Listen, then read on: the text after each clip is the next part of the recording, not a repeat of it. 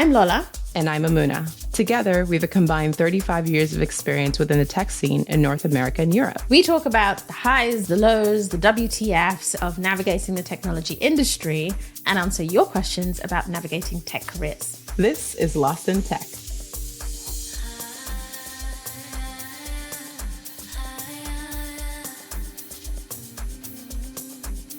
This is a quasi advice and framing session, I think, because I think I have a ton of reflections. I don't know that we're going to leave our listeners with answers today, but this situation came across my desk. So it's kind of summer. We're recording in summer, the beginning of the summer break. And I came across a situation with somebody that I know who was asking for help because they were going to have a summer intern. Okay. And I think like tech internships, fairly well understood. Everyone kind of, you kind of do it. But I was then starting to think, yeah, exactly. I was then starting to think about what does it feel like for an intern going into a tech company in 2025? And for further context, my understanding is this intern does not yet have work experience. They have volunteering experience. They have the experience that they took into their kind of college application, but they've never worked in a tech company. They've not got that thing. So they are a real student about to start an internship. And the question I was posed is, how do you set that up well, whether it's in person or remote in 2025, given layoffs and other, like the culture of being like exceptional? That's rare, though. It is rare in today, I think, to find as an intern an opportunity to work at a tech company and not have any experience. It is rare. Mm-hmm. It is rare. But then the question that I reflect on is, how do you get experience today? Like if you've never gone in somewhere green, how do you get the second internship or the third internship or, even have the story to tell for your first graduate role? So somebody's going to take the hit somewhere and I think that the advice we've been giving to people about everybody needs to get entrepreneurial and build your own thing, I don't think that applies to a university student. Yeah, they're still like in training. What is the expectation? So, I mean, this is interesting, right? Because part of me would still have that same, like, okay, there's like two things in this. There is actual work experience where you are going to a job or like whatever going to means, showing up at a job and you're accountable for whatever tasks you're getting to network, build relationships, blah, blah, blah, whatever. And then there are skills. Right. And I think that these two things can be separate. I think you can get the skills, build your portfolio, whatever, like have the stories of like, here's what I've accomplished. But then there is this other path of you can accomplish all those things and be a terrible employee because you've never worked in a place. So then we start to question, okay, for that job experience, does it have to be in the space you are looking to go into, or do you just need job experience? That's a really good question. I mean, in this case, I don't know, but I would imagine that the intern and the company were matched in terms of interest. And it is this person's first intern like this, hence the question. They were kind of like, okay, this is the first time, but okay, there's an interest there. But I want to dig into that question of skills, because when I started to think about, okay, what would I expect? Right. The things I wouldn't expect is, talk about self-starters. I don't think you just have that while you're still at uni. You might be good at studying. Well, what do we mean by self-starting in the workplace? It's like you're initiating mini projects, you're investigating things unguided.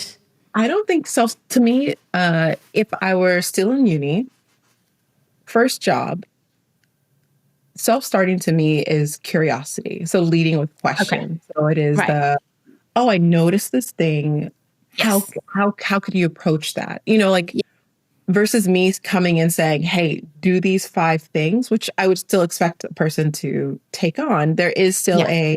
oh yeah, while I was doing these things, I noticed, or Yes. I'm curious to learn more. Like that would be to me self-starting, less of Okay. a sort of, I just take things and then you give me feedback. It's, a bit more Okay. than that. So I went down that too. It's like, okay, curiosity.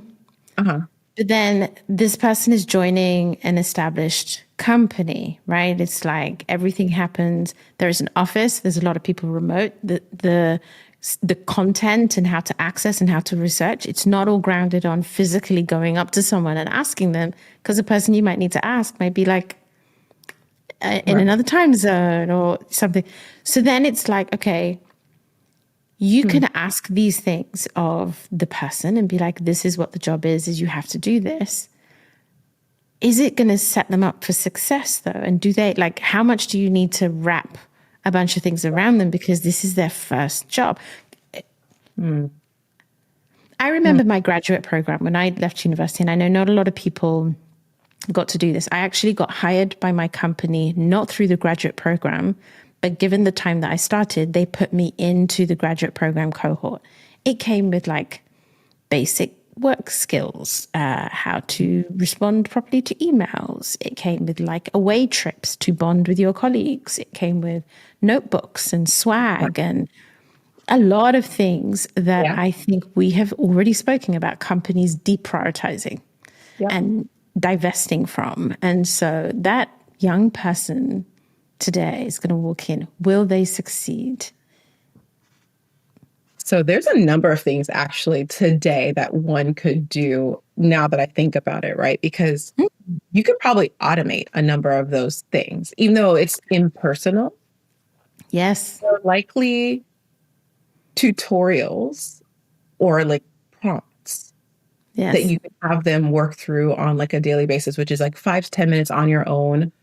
I'm going to provide you with like a prompt sheet, and I want you to run this prompt over the next 30 days, whatever it is. Like you just have like 30 different prompts, right? And the person could like work through and engage with GPT or whatever LLM for some amount of time on a daily basis. And they could report back to you on what it learned. And it could teach them on like how to properly write an email, how to whatever. And then you could actually double up on the skill that they are working on by saying, okay, great. Today you focused on email etiquette or whatever.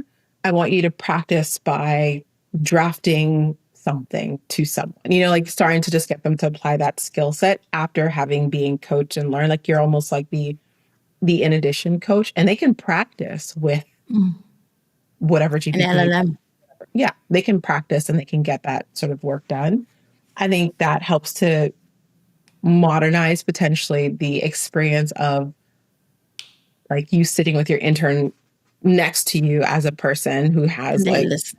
Yeah. and they're like listening to you or like reading over your shoulder, like they can be coached. And then you can sort of say, okay, like let's practice together, but we're Yeah. not like, but I think this person has to also think about what it means to be remote with an intern, right? Because like in this remote world we're in, you're not looking at everybody face to face. And so they're likely not getting that same camaraderie. They can't run down to get coffee and bump into people.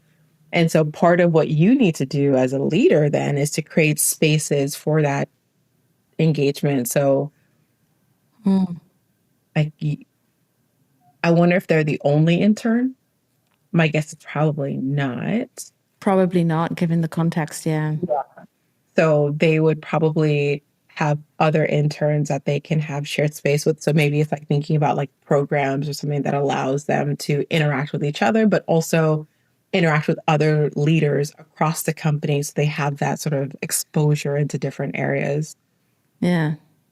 Um, Mentoring is It's critical though. Like, this is the thing. Yeah. I think that the things, so, because then the other part of me is like, Lola, you're old because obviously this is 2025. So this intern's going to show up and they're going to be like an LLM native and they're already all over the AI and they're probably more tooled up. And so the things that maybe were part of my graduate program 25 years ago and not part of what a graduate today would need to become skilled in the workplace. Right. But it definitely made me reflect on, okay, well, we'll put a bunch of these things in place.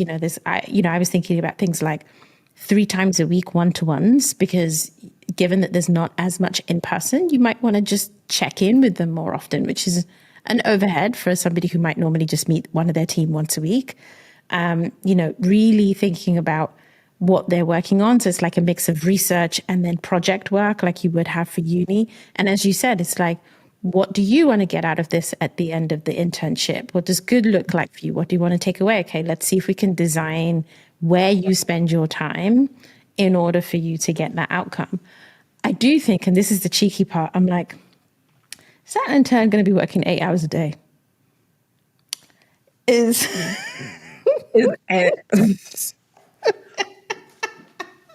this is the difference, I think, and I don't want to overly assume. No, I think a lot of people are hardworking. Yeah, a lot of but you think about some internships, APM programs, like programs that a lot of the applicants in this have ridiculous resumes. They have worked at great companies. They've accomplished so much, and they're just looking for an in. Like they just want an in at the company to prove themselves. And so you're not having to do a lot of the like earlier coaching, but they want it so bad. Like they're sometimes working harder than all of your colleagues. Like they are busting their butt guts. in the job. Yeah. And then you compare it to the like potentially like a person who's still in uni, right? Like they're just getting the experience. They're building the muscle. They're not there yet. Like the need is different. This is kind of different. Well, this is it as well. This is kind of like, I've seen all those Gen Z reels and TikToks where it's like these folks, they just think differently about their rights at work and what rest means. And I'm like, I applaud you. I definitely think intern hazing is not a thing that can happen easily anymore, especially if you do have a mix of in-person and remote. I definitely think, well, for one, I'm going to assume that this intern is that kind of like focus person, because to get an internship in tech company without work experience and without your degree in 2025 probably means you're an exceptional student, and you don't get that for free. Or you know someone. Those two things are true. Let's err on the former. Yeah. On the former, you are hungry. The best thing that could happen is you're just going to irritate your coworkers because you go all the way in on that curiosity. Like you said, it's question. I want to know. I'm trying to learn. And it's like, that is the ideal scenario. And I think as a boss, my reflection, well, one of the last things I said to this person was like, patience.